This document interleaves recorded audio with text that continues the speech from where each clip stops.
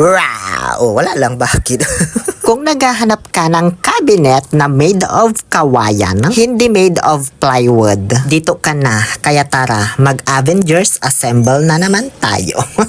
Honestly, same lang ito ng inorderan ko nung nauna kong vlog na shoe rack made of bamboo from Bamboo Waves. Alam nyo, very satisfied talaga ako doon sa quality. Kaya nung nakita kong may cabinet din pala sila made of bamboo.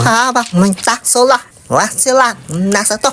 Ayun, napa-order na naman ako. Kompleto na yan, syempre, may mga tornilyo na at panghigpit na rin. At syempre, di pwedeng mawala yung manual na tinititigan ko lang naman. Kasi Chinese yung nakasulat.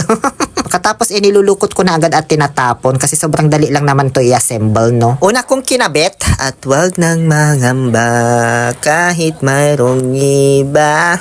Yung second layer of the earth para magkaroon na ng balancing equation. Habang kinakabit ko yung first layer of the earth kasi wala man akong tagahawak kaya discard na lang ba. Pagkatapos ay yung third layer of the earth naman na. And then nung nakabit ko na lahat ng mga demon's layers, yung side naman na. So ganun lang yun, nabuo ko na agad, diba? Kaya na niya ngayong tumayo sa sarili niyang paa. Bale yung takip na lang sa likod at yung pintuan ang ikakabit ko. Basta ba'y makasama lang kita kahit kapiling mo pa siya. Ang nagustuhan ko naman dito sa harang niya sa likod, guys, hindi yung isang buo lang na ikakabit mo, kundi by layer din ito, tapos bawat layer may mga kawayan na magsisilbing yung brace niya, ganun ba? Parang may sila, skeletal system ba, ganun. Hindi ko lang masabi yung tamang term kaya hindi man ako isang handicraft master.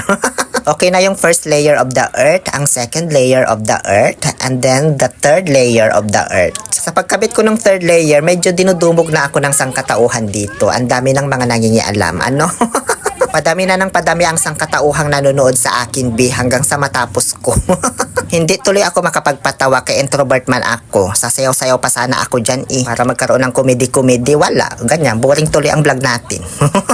Nag-change location na lang ako nung ikakabit ko na yung mga pinto. Akala ko dito ako mahihirapan sa pagkabit ng pinto kasi medyo mabusisi ito. Pero dito nadalian lang ako kasi magaan lang yung pintuan niya. Pihit-pihit tornilyo lang din ang gagawin dyan, After ko ma-Avengers assemble yung paint 2 at maikabit, it really hurts ang magmahal ng ganito kung sino pang pinili ko hindi makuha na mo. Kinabit ko naman na yung hangeran. Bali itong napili ko pala na design ay 2 layers hangeran ng damit. Hangeran sa itaas, tapos hangeran din sa ibaba. So, puro nakahanger lang na damit ang ilalagay dito. Pero may iba pa itong style na available. May 5 doors, may mas malaki, ganun. At ayan na nga ni, ang finished product nga ni. Another satisfied customer na naman ako nga ni. So, ano pang inaantay mo dyan nga ni? Dating gawi, i-check out mo na nga ni sa yellow basket or sa link na ilalagay ko sa comment section. Basta ba'y makasama lang kita kahit ako'y gumapang pa.